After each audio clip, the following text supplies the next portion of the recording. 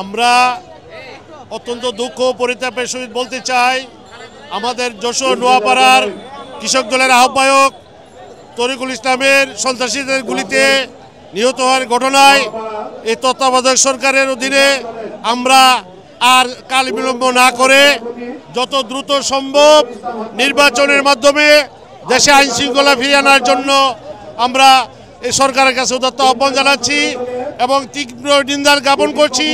আজ পর্যন্ত যারা এই সন্ত্রাসী গুলিতে আহত হয়েছে আমাদের তরিকুল ইসলাম, ওই সন্ত্রাসীরা এখনো রাজপথে ঘোরাফেরা করছে। এখন পর্যন্ত একটা আসামি ধরা হয় নাই।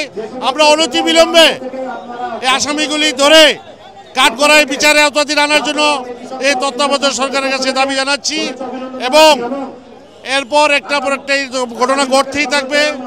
তাই যত দ্রুত সম্ভব আর দেরি না করে একটা সুষ্ঠু অবাধ নির্বাচনের মাধ্যমে দেশে আইন শৃঙ্খলা ফিরিয়ে আনার জন্য আমি উদাত্ত আহ্বান জানাচ্ছি।